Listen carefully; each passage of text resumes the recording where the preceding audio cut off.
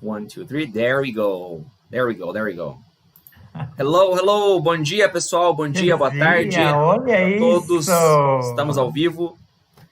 And Como today estás? we have a very special guest for the second time here in the channel. Okay, Mr. Erick Bowen. Erick Bowen, how are you doing, my friend? This lovely, cloudy and sort of rainy afternoon in Curitiba. In Curitiba, is it raining your side? Kind of. Still raining? Yeah, kind of. I mean, the metropolitan region. It's a gray day, as they say. It's a wonderful day. I love that's Curitiba. That is Curitiba, a very bipolar city. One minute we got sun, It's true. then it's so cold, then it's so hot, then it's it's wonderful. Variety is the spice of life, isn't it? Yeah, that's Whether right. it's raining, it's anything, it's fantastic. But it's lovely to be back to you. Thank you for inviting me again. I really appreciate it. It's my pleasure. It's our pleasure. It's wonderful to be here and just to talk to all of you guys. It's great, absolutely great. Thank you very much. Thank you very much. I've just checked. We're live and ready to go. Okay. So Erick, in the first time, I will, in case you're watching this video, I'll try to, have any as close as 100% in English as possible, if it's okay for you. For those who don't know, Erick it's a lingual and national person, Brazilian, Chilean, South African, British, So things now, keep it in English is not really, No, okay, not a problem at all. In fact, it's a very mixed sort of feeling. Having to tell you that I'm very mixed in many ways because I was born in Santiago de Chile. My family came from mainly British background and also Spanish, Sephardi's and Christians and all that. I come from a very mixed history. Spanish Sephardi, which means Arab and Jewish background. Sephardi, mostly Jewish, from the Arab side, Spanish side, and also from the British side, because my family comes from Scotland and Wales. So I could say I'm a bit more British than anything else. Yeah. So in the first, for those who did not watch the first interview, I'm just share the live session in the group, our group of teachers, so because they will ask me, hey, where's the link to the beautiful live every Friday? Just give me 1 second, please. It's quick, I promise. There we go. There we are. So in the first conversation we had here in the channel, we talk about basically our biography, our story, your history and stories involved in it. And one of them that was kind of one of the most interesting parts of the interview, which is very nice, by the way, as a whole, was where you mentioned that you acted in movies in the 80s. And I know you from, it's been 1 or 2 years we know each other here, working together. And I knew, I even talked to people after that. I knew that the name Erick Bowen, from the very first time I read your email, rang me a bell, like, oh, where do I know this name from? I heard this before, but I thought I was just my mind was playing tricks, and then a few months later, weeks before we came to have that conversation, I just found out that you were, a movie star in the 80s to 90s, and that was really good to know, because it's nice, it's nice meeting, the human being before the star, it's a first experience for me. I'm just opening my heart here, so I met you. It's like, oh, we hit it off from the very first time we met, so that's a great guy, great person. And then after all of it, like, oh, he's also a movie star, because it doesn't matter you don't act in movies anymore. Once a movie star, you're always a movie star. That's my opinion, And you are a star as a person, as a human being. I'm just making this dedication to you. As a person, as a colleague, as a friend. And as an interviewer, ultimately, of course. So and then I said, well, if you didn't see this conversation, you just go back a few videos here in the channel and just will find there. Or just write Erick Bowen on the way, and then you'll find it there. I said, oh, how about we have one conversation only talking about your acting career, But the very first question, Erick, I would like to know. I always knew you were a professional ballet dancer. Ballet, is it the way you pronounce it in English? Yes, ballet dancer. Ballet dancer, yeah. But how one thing, bumped into the other, What came first in this case in your life, acting or dancing or together? Well, if you really think that my life was an accident, just an accident. In many ways, my artistic career was an accident. I mean, I never planned anything. I sort of fell into situations. And I remember I went to the opera house in Santiago. I was living in Santiago. Mm-hmm. I was very young. I used to be very independent because my mother was a single parent. So we had to look after ourselves all the time. And I went to the municipal theater in Santiago. They were doing Cinderella, the ballet. And I managed to get some money because I was working. As part of my studies, we had to help my mom. So I used to go and work. And I had some money and I paid for my ticket to go to the municipal theater. And they were doing the ballet. The national company was doing Cinderella, and I sat. I think I paid for a gallery. How old were you back? How old were you back in the days? How old were you back in these days? About 13 years old. A teenager. Yeah, I just started my teenage years, and I went and bought a ticket at the top, the cheapest place used to be the chicken pole. To go to the chicken pole, to sit there sort of hanging, looking down at the last floor. And I had the privilege to see people that I danced with eventually many years later. And as I did, I thought that's what I want to do. So I want to become a ballet dancer. That is my life. I decided that was my life and I was going to do it. And I did. So far I did. And I went into an incredible career. I started an incredible career. I went to school. I registered myself. I used to go hiding away from my mother because my mother didn't allow me to be a ballet dancer. You must be joking. You have to be a normal person. You have to have a career. You have to have a diploma. I mean, she wouldn't allow me, in fact, to become a dancer. So I had to do everything, hiding away from her. So I used to go in the afternoon to classes. And fun enough, I had natural talents. I had a very nice body and the predisposition to it. So the school took me in and I did my auditions. I went to school and I started to study. And I went through a heavy period in Chile because life was difficult. It wasn't easy, but I managed to get a job and I was keeping myself alive, going to school in the morning, going to ballet in the afternoon, and even I used to go and work. So I was earning my money, It was a very difficult life, and my mother was a single mother with 6 kids, so you imagine, it was not easy.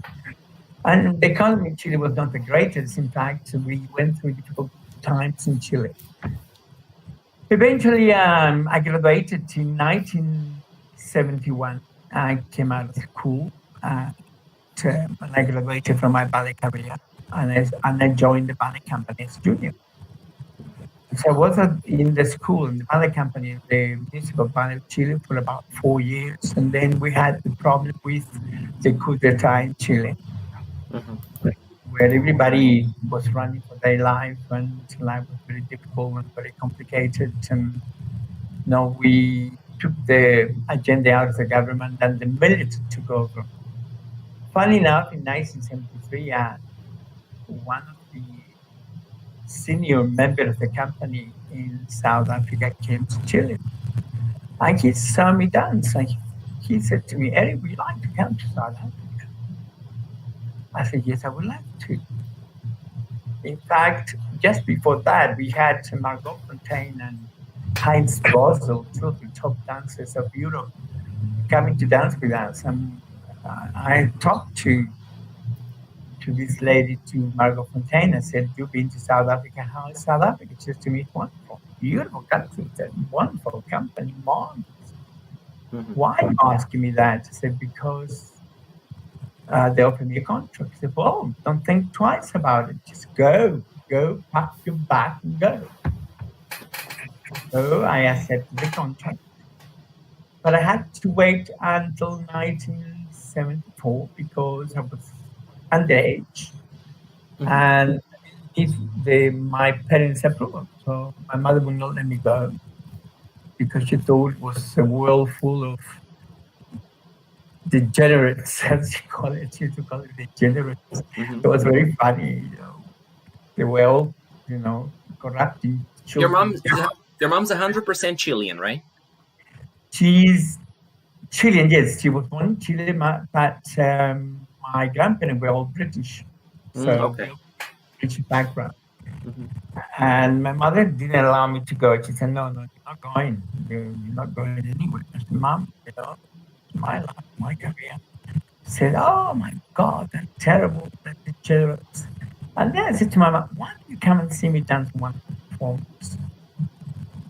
I'm not going. I said, yes, Mom, you have to come and see me and see what I'm doing. So eventually she acceded to my request. And she came to see me in the performance at the National Theatre, the Musical Theatre, the Opera House in Santiago. And she came with some of her colleagues at work, you know. And she sat there. When she finished, she ended up crying. She was full of pride. And she said, my God, that is my son on the stage, the Musical Theatre, the Opera House. My God. She fell in love with my career. And she gave me the permission to go to South Africa. So in 1974, just after the coup d'etat in Chile, I left Chile to go to South Africa. I went through Argentina, Brazil, and then I went straight to Johannesburg in the midst of apartheid government, you know. And I arrived in this amazing, incredible country. My God, what impressive. I mean, everything works, everything was beautiful, clean.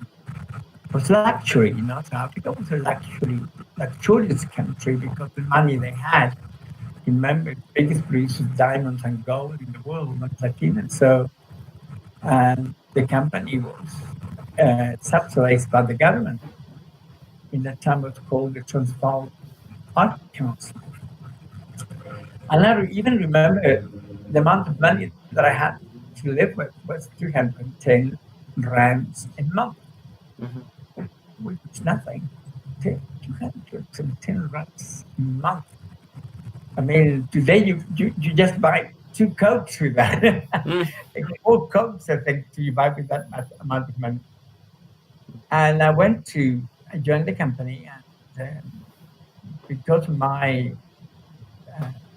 condition as a dancer, I was very talented, so they took me in. But I must say it was a growing path for me because it was not easy. I arrived in a country where culturally we're very different. People were very conservative. Everything was very controlled. The company was very, because the high standard of the company, they were very strict with everything, and had a lot of performance. And there were performances that you could have done with the English National Ballet at the time, with the Canadian National Ballet, with top companies in the world, the same repertoire, so the same standard. So I had to branch up because I came from a company in Santiago de Chile. In that time, Latin America didn't have the standards they have today. So we had to train, I had to train and just work hard, very hard, to live up to expectations, you know. And I worked at the company for 2 years, 2.5 years. And then I had an offer from the Royal Swedish Ballet in Stockholm to come and dance with the company. And I thought, why not? So I asked permission to my company to allow me to go away for a year. And because I needed the international experience, I went to work with the Royal Swedish Ballet in Stockholm at the Kungliga Teatern, the Kungliga Svenska Baletten, it's to call it. It was fascinating to arrive there. And not only to be part of a company of such international repute, but also to see all the great stars of the Swedish opera, como Ragnar Olsson, who was one of the top baritons, produced Elisabeth Söderström, one of the greatest sopranos of the Swedish opera, and international figures. So I went down there and spent a year in Sweden, and I met great people like Birgit Kullberg. She was one of the greatest lady of the ballet at that time. She was one of the top well-known choreographers, more on the contemporary side, and the son, Nicolas Seck, who was also a great dancer, and Ana Laguna. Ana Laguna, she was a little Spanish girl.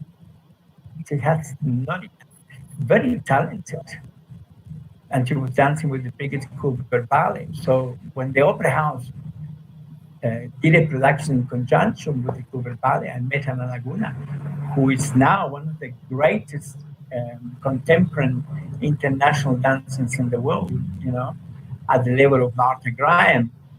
And she danced with Baryshnikov. She and Baryshnikov, they danced together many times, Baryshnikov, one of the greatest dancers in the world. Yeah. And as I said to you, my life is an accent. So I met everybody, but they were no one. I mean, they were nothing. And then they became great stars. Now I'm meeting these people who were amazing. I spent a year dancing for the Royal Swedish Ballet, dancing top repertoire. And then I went back to South Africa because, my God, they can't support you. As they say, once in Africa, you're always an African. So I went back to Johannesburg. I rejoined the company and danced with top stars from all over. Mark Caro, Anthony Dowell. I don't know if anybody knows the dancer's name, top stars at that time. With Erick, Peter Breuer, and doing the best repertoire that a company can buy. This in the early 70s, right? More or less. That's early 70s, that's right. Early 70s.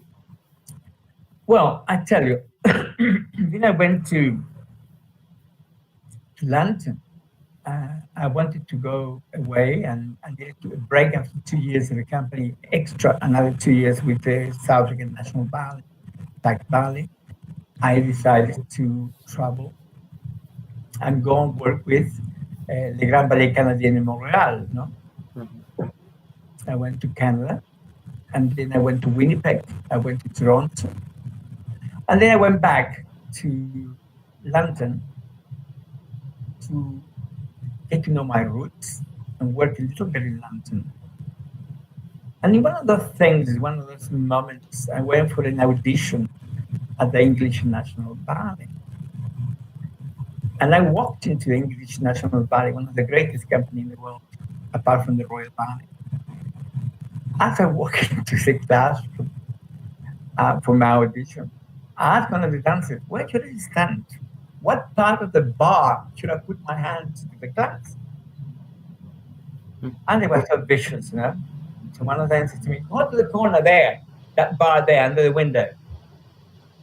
So of course I went and I stood there. Lo and behold, there comes a man, very arrogant, very tall. And I knew him from before. And he looked at me with absolute dismay. And he looked at me up and down, like saying, what the hell are you doing in my place, because people own the place in the bar. Uh-huh. And I just stood there absolutely cold, because who was this guy? Nothing else but Rudolf Nureyev, the greatest dancer of the world. He'd done many movies, and he walked right in front of me, and he stand right in front of me to do the class. Mm-hmm.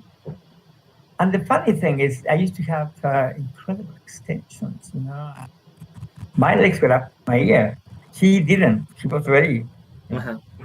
So when I started lifting my legs, he looked at me with hate on his face.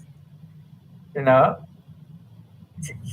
was short, just spitting on my face. He was just very short of spitting on my face. Uh-huh.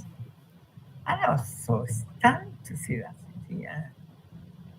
I just kept it quiet. I didn't say anything, and just carried on with the class. It was absolutely magnificent. So I left there, and I went to take class with a private school in London called the Pineapple Studio. And they come on the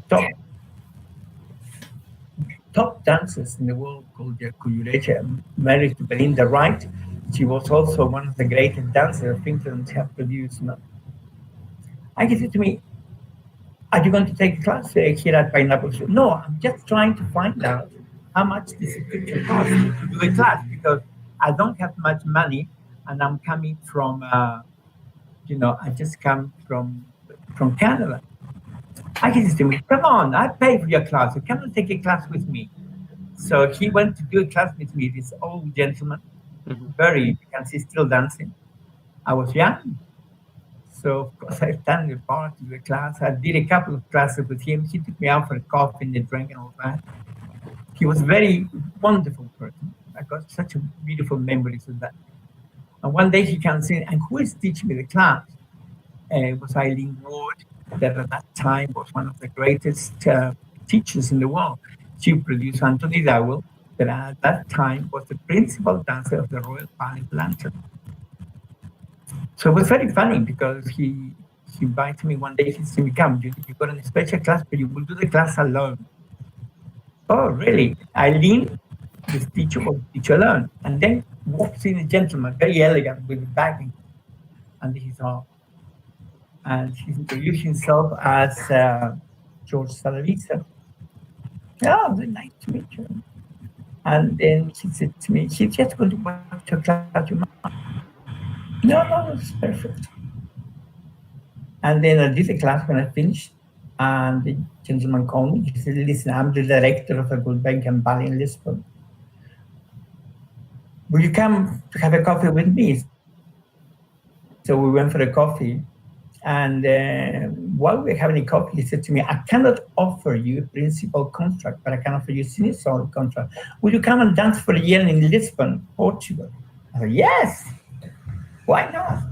But we pay you a ticket from London to Lisbon and back. So, but I don't live in London, I live in South Africa. "Well, we pay from South Africa and back." So that year my work was just made. And then when I finished with Lisbon, where I had the luck to see the whole country. I even ended up in Fatima, at the foot of the tree of the apparition, Fatima. It was the most incredible film. Yeah. I went over in Portugal. It was beautiful. And then I went back to South Africa. I had to go back to South Africa because that was my home. I went to rejoin the company in South Africa with my directors.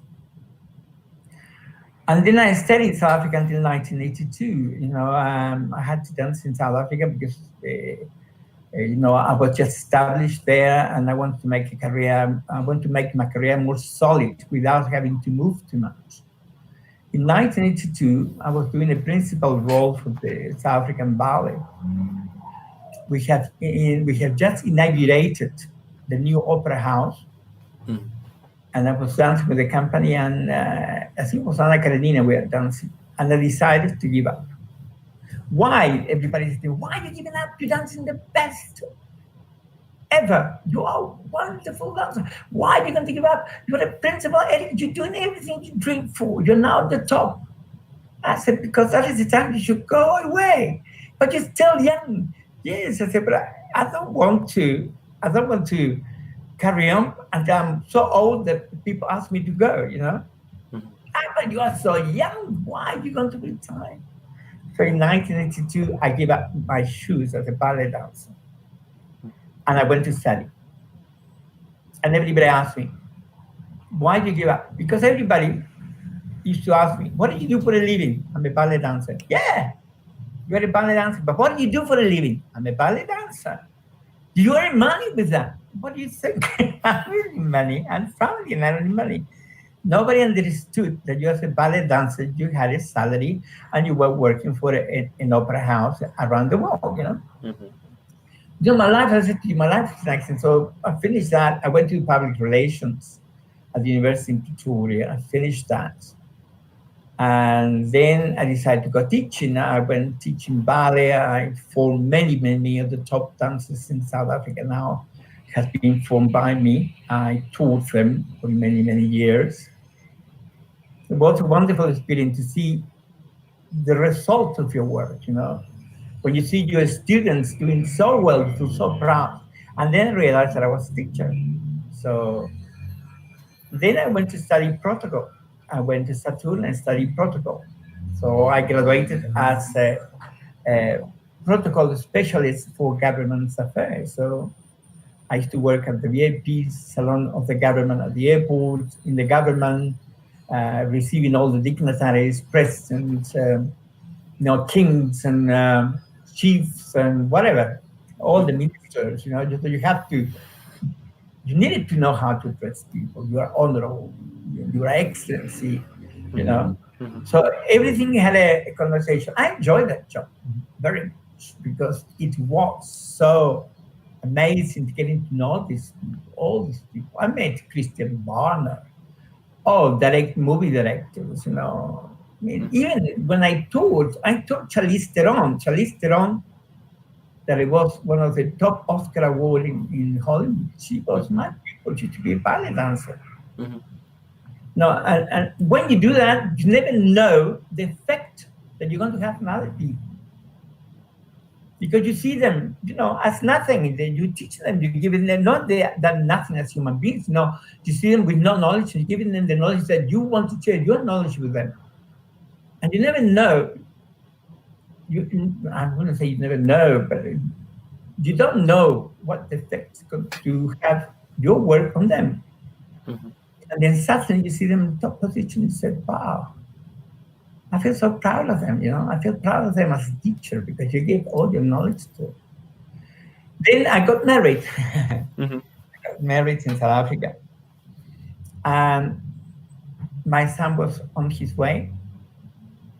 And I thought, wow, what am I going to do? I said, you know, I have to do something more.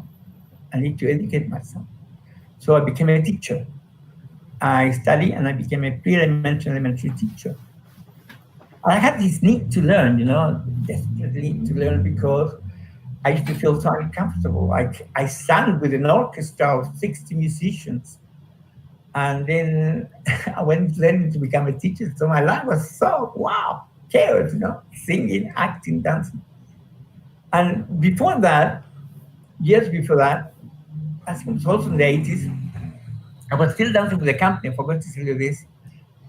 And one of my colleagues, a dancer girl, now she's a top photographer in Los Angeles, in the movie industry. I went to see her at home. We had a coffee, we bought some food, and we sat in her apartment. And she said to me, Eric, I'm learning photography. You want to be my model? I said, well, why not? So she put, I don't know what we call it, a t-shirt, cut t-shirt over. Mm-hmm. She wet my hair. Mm-hmm. She said to me, sit next to the window. I just went, I sat next to the window. She took pictures and pictures, different pictures. And when she had the picture developed, she said to me, you know what, Eric? The camera loves you. The camera adores you. You must be joking. I'm a ballet dancer. I'm not going to do anything else. He said, well, you have to see those pictures. Wow. And then I looked at that. To tell the truth, I thought, wow, who is that? It's not me. No, the camera loves you. So she sent it to many of the modeling agencies. That's one another thing I forgot to tell you. I did a lot of modeling. I went from combining to modeling. I did it. I was on the cover of magazines. I went and did TV advertising all over. So I had a career second to none. I was very, very happy with what I was doing. I was reinventing myself every day. That's what I do now, actually. But I reinvent myself every day to start anew and to be able to do new things, you know. And one day they called me to do modeling at the ramp. I said, wow, where is it going to be? Oh, it's a very important modeling show for the government. But the TV is filming and, you know, we need you. We only got one male model. It was me. And there were about 18 women. So I had to work with 18 different women on the ramp, you know, different stages. Who were the women? All the Miss World and Miss Universe that South Africa had produced. I was stunned when I see Margaret Gardner, Penny Cooling, Vera Gardner, all the top Miss Universe and Miss World that South Africa produced, model with me down the ramp. That's what I said. My life is an accident. I wasn't even expecting. They just called me. They saw me. I never planned anything. Every time that when I went to Australia, it was the same thing. It was a last minute decision. I went to Australia. I went to Brisbane. I went to Sydney. I can't tell you. You know, I never thought I would be there, but I went. I danced, I taught, and I came back. You know, I did modeling. And all of this was part of what was going to happen with the movie, you see. And when I got married, I wasn't expected to get married. I just got married because the baby was coming, all of that. I must be honest. Suddenly, I was sitting at home one day, and I get a telephone call. Hello? Hello? I'm speaking to Erick Bowen. I love this part of the story. I said, who are you? I'm Jimmy Hayes, and I want you for my movie. I said, please, you know, I'm not looking for Give me a break. Give me a break. Thank you for it again. I'm telling you, I'm Jimmy Hayes. Jimmy Hayes is a man who was one of the greatest movie directors South Africa ever produced. You know, Beautiful People. Yeah. You know, The God Must Be Crazy 1, Must Be Crazy 2, Must Be Crazy 3, Must Be Crazy 4. He did a lot of movies, a lot of stuff, you know, and made millions out of them because they were all over the world, you know, translated in many languages. I mean, in one of the movies, I saw myself speaking Chinese. My God, I'm Korean. It sounds so funny when you see yourself speaking Korean.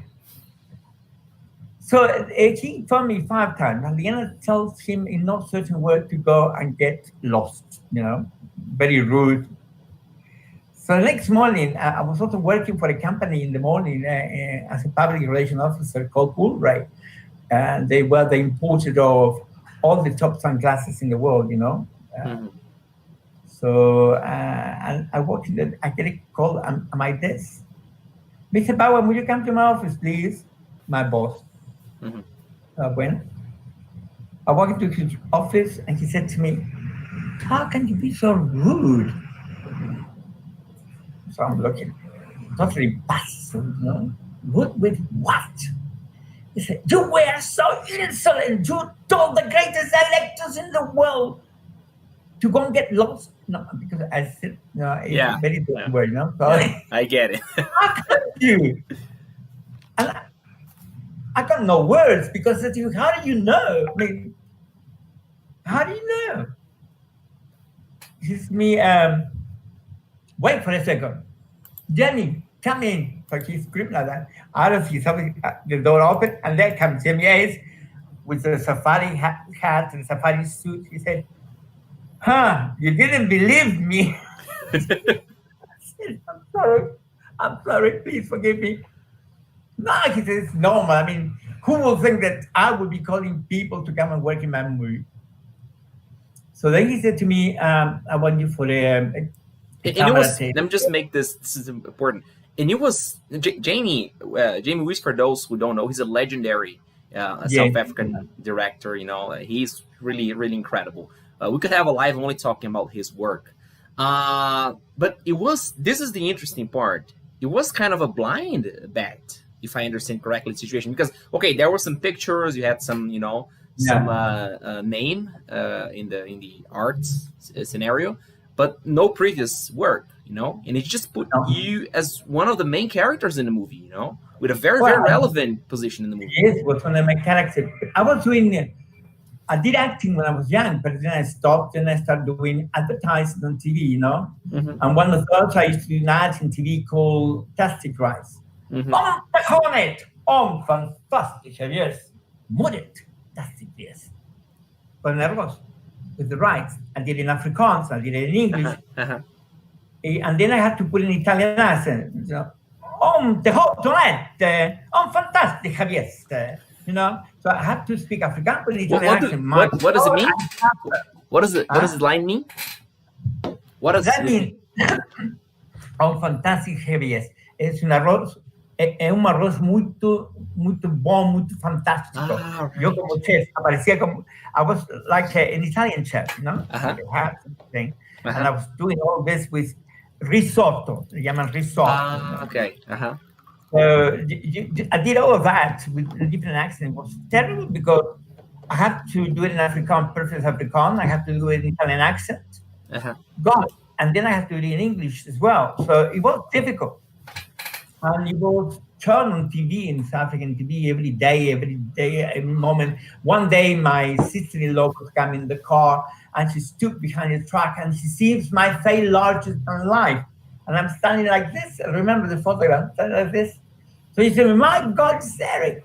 Mind you, thanks to him, I got more money because I didn't know that I was on the back of the truck, So what happened, he called me, he said, I want you for a camera test. I said, yes. When? Now? Jim, my limousine is waiting for you downstairs. Limousine. I went in a limousine for a camera test. In the middle of nowhere. Long away from the Johannesburg. And it was like a barrack. It was a big place, like in storage room. And they had studios there. And then they told me. And then he offered me the part of Mateo, which is the Cuban soldier that fall off trees and drive with his foot on the jib. And it's very funny because it was a very funny movie. I never thought I was funny at all. And he told me how to act with the camera. He told me how to be funny. He said, no. He said, you don't do anything. Don't do anything. You do the minimum. Because the camera goes to you immediately and take you every expression is exaggerated if you do any expression. Don't do nothing. And he told me how to work with the camera at that stage because I used to do TV, but not film. Film is different, totally different. And also, he said to me, don't try to be funny. Do it seriously. And I did. And it works. And it works very well. And I worked with Stretcher Shabalala and with Click-Cop. He was a bushman, a real bushman. And the funny thing, he talks to you, in the film, he's talking to you in Click-Cop. And you're looking at him, you don't understand the thing he's telling you. But yes, he was so natural. They told him what to do and he did it. He didn't have a script, And we have to do a whole set of scene and run in the sun. And the sun was getting, every time, the more you run in the sun, the softer the suns get. So you couldn't walk on the sun. You kept on falling. And I was getting so tired. And they were repeating the scene over and over again that I have to go and crawl and run from one bush to the next with a gun. It was terrible. And they were standing on a contraption right up about 4th floor. So the camera was filming like this, so they can see how we are chasing each other with the other guy, with the black guy. When we finished about the 15th take, and we couldn't run anymore because you just don't have the strength. It was very physical. I can tell. Very physical. It was heavy. It was heavy going. I remember and funny as far as where the audience can see. and pretty funny as far as where the audience can see you guys moving around. Running around in that scene, the scene of the bush. I remember that my friend, my colleague, my co-star, Trisha Shabalala, is about 2 meters and something tall. We both walking down when he said, "Cut! It's in the can. Come, guys, have a break." And we walking down there. He said, "Yeah," he said, "stand there in that bloody tower, you know. I hope you fall off, you bastards," because they made us work hard. At that moment, he said that the tower went down like this and forward. Ah! And everybody fell off that contraction, you know, holding cameras, holding everything, and they went down on the floor. Then from that time, I respected my co-star. I thought, well, I will never cross your path. One word of him, and the whole thing fell off, you know. Uh-huh. But it was, I don't have to explain to you, doing the gods taught me a lot of things, you know, a lot of patience, a lot of understanding, appreciating the silence sometimes, because you used to sit in the middle of the desert, not listen to anything. You know, everybody was waiting because he was like a genius, you know. You have to have this exact cloud on the sky, the exact light to carry on with the next shot to see. So while that happened, you sat a long hour sitting there waiting for it. It took 2 years, you know. 2 years was a long and vast experience. Not only with that, then I went to, that was who propelled me to do other things, you know. Television series like A Goal, one of the top television series from South Africa. I did A Reason to Die with Arnold Fuslo, who was actually the mummy, you know. He did the mummy in the film The Mummy in the States. Then I did, and that was the day when they killed me. In that film they killed me, and they put explosive in your clothes. Okay? So when he shoot you, the explosive detonate. Pow, pow, pow, pow, pow, pow. They did it about 5 times. You know what? I ended up with a whiplash. It was horrible, you know. They did it 5 times, but I ended up with whiplash that time, that movie. Then I did the governor of Mozambique in the film Road to Paradise with Ralph Lundgren, I think it was. Red Scorpion also. I did so many movies, so much stuff, so many commercials. I did a lot. So my life was a constant reinventing in different fields, you know? And I loved it. I loved everything that I did in my life. I'm curious about one thing about the Gods Must Be Crazy. How was it working with Lana Ferrugian and Hans Stratton? Hans Stratton, that's correct, his last name, because it's South Africa, it's African. Yeah. How's it working with the two of them? It's an American. She's American. First of all, let me just say this. She, in this movie, is simply one of the most beautiful women on the planet. She's simply perfect in all kinds of... She was tiny. She wasn't very tall. And there's lots of there are lots of sexy scenes, you know, where she shows her beautiful legs, and you know her body was simply perfect, and so she was very pretty. How was she as a filming colleague, filming co-worker? You know what? She was very charming, but very aloof, typically American. She was very American. Came from New York, you know. I used to see her. And she used to sit there and talk to us, and we had a scene there. It was very funny because I couldn't get it right. One of the things that you got a problem with your mouth. Somebody put a potato in your mouth, you can't talk. And it's when she's held by Trisha Shabalala, and he takes her back and then fall back, and she lies on top of him, and I'm going, can we negotiate? Can we negotiate? And Jamie kept on saying, no, it's not right. Do it again. Can we negotiate? Yeah. That took about 20 seconds, and Lina was going, Erick, I'm going to say you too. Because your character in the movie, it's Matteo, who's a Cuban soldier, Yes.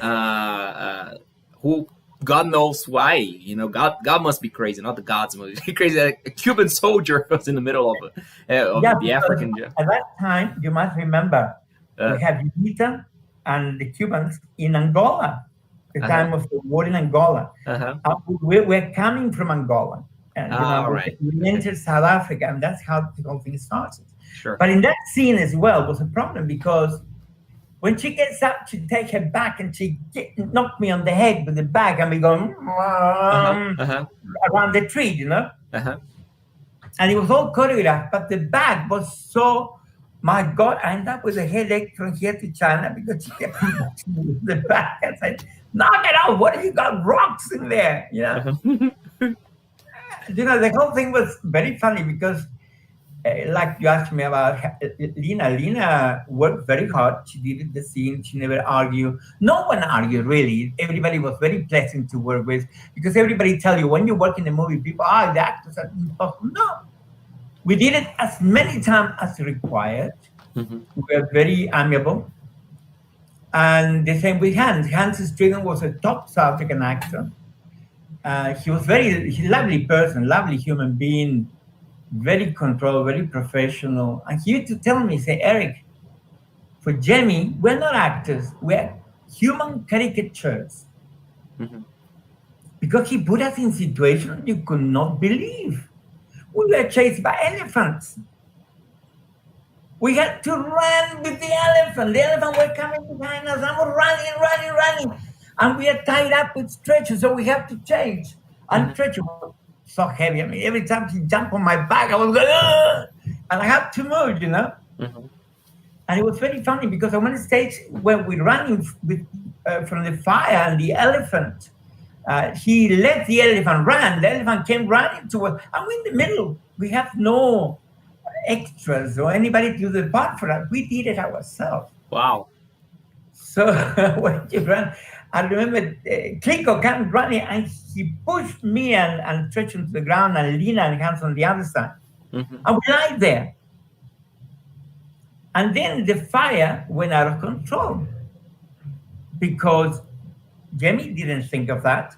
He had the tracks here, they were falling that way, and when the fire started taking up, the fire was going, and it started increasing because the grass was very dry, and we had to get up and run in front behind the tracks while they're trying to put off the fire.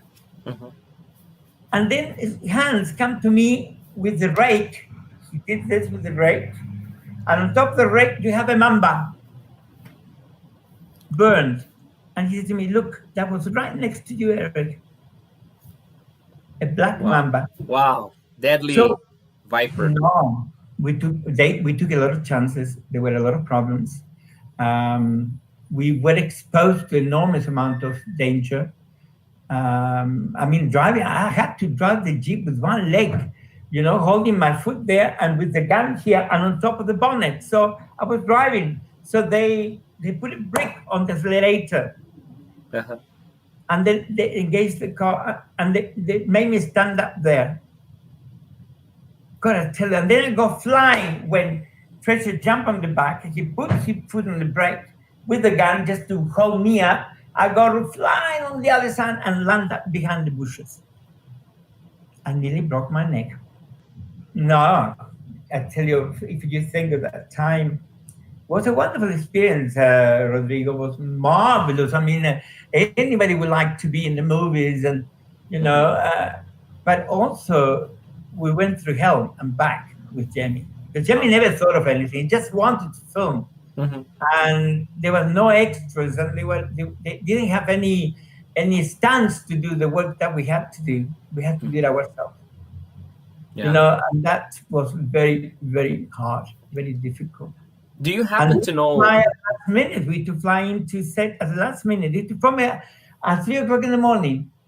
Eric, tomorrow we come fetch at 6. Be ready. You're flying to Kuruman. You're flying to the Eastern Transvaal. You're flying to the coast.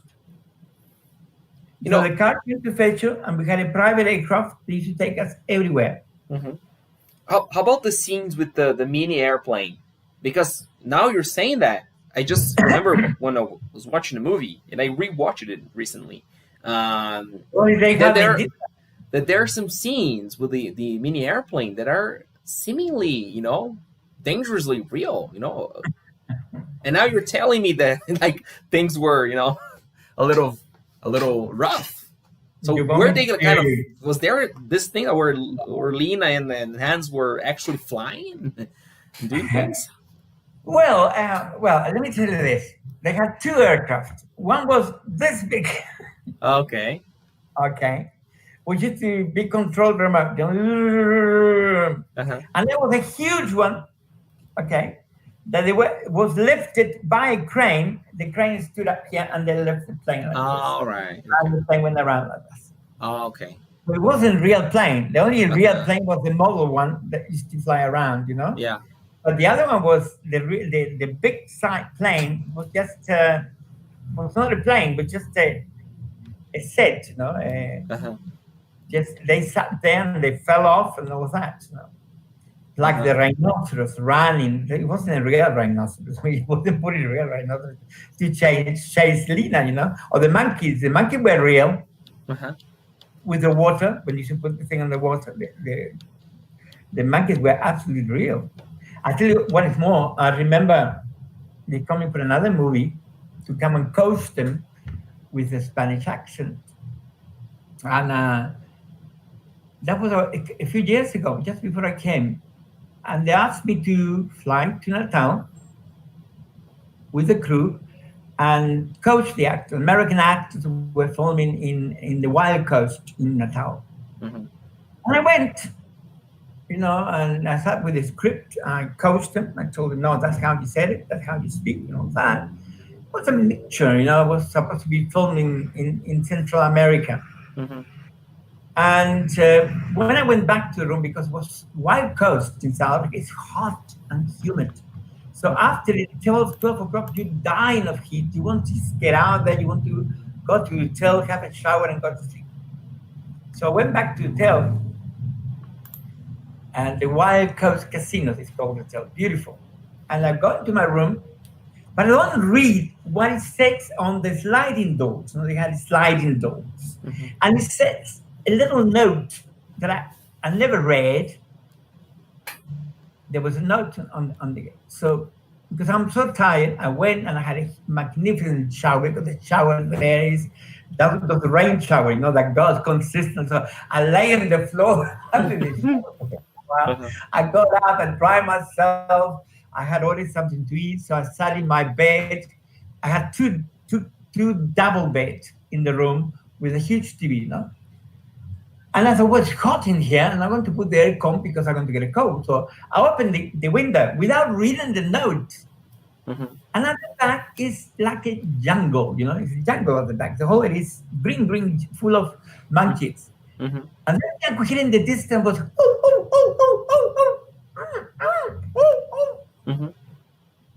I thought, well, it's just down there.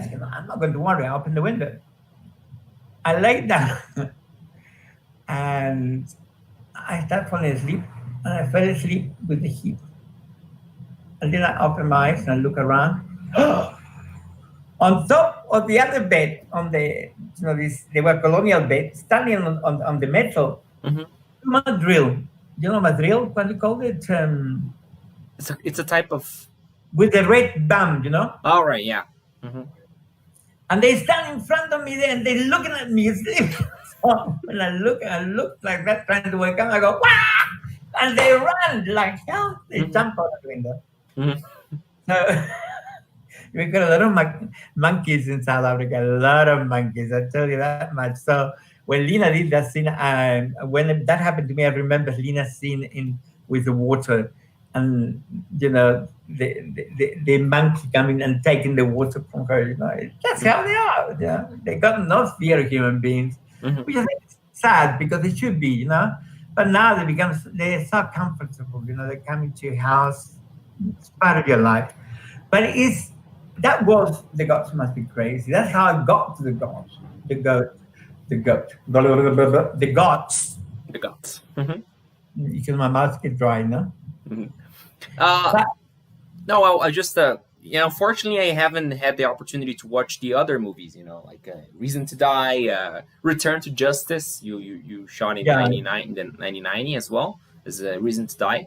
And they're pretty hard to find. And but I will do my best and try to watch them so we can I'm talk. going to send you a clip. I think I got the clip because my son sent it to me a while ago. He said, Dad, look at this. I found it on the screen. Mm-hmm. It's not a good recording because it's a bit fast. You can see me there with Arnold Fuso when I die. Mm-hmm. The whole reaction, the whole thing, I mean, it's different. What's another movie? It's a different thing altogether. Mm-hmm. But that's what I said, that I got to work with people that today, amazing people. And that at that time, there were nobodies, just normal like you, me, normal people walking the streets, and today they're great stars, many, many of them, Mm-hmm. I worked with a lot of people and dancers and actors and musical. I did a lot of musicals as well, The King and I. I danced in The King and I as well. I had from 20 perform and dance and sing in The King and I. Then I did, I did a show for the South African TV with Juliet Proud, which is one of the top actors from South Africa who triumphed in Hollywood. And she did Carousel. I don't know if you remember the film Carousel. It's a musical. Mm-hmm. I worked with her, with Chavez, her husband, was a top choreographer. So I had a lot of opportunity, wonderful opportunity. I thank life for it, Mm-hmm. I thank God that I had the chance to be part of a whole set of situations that were absolutely magnificent. So when I see my life in action, I never plan anything, it just happens. Mm-hmm. Now they call me the other day, I get a phone call. Erick, I spoke to Anderson, my partner. I spoke to Anderson, and we want you here in my office next week. So I said, what for?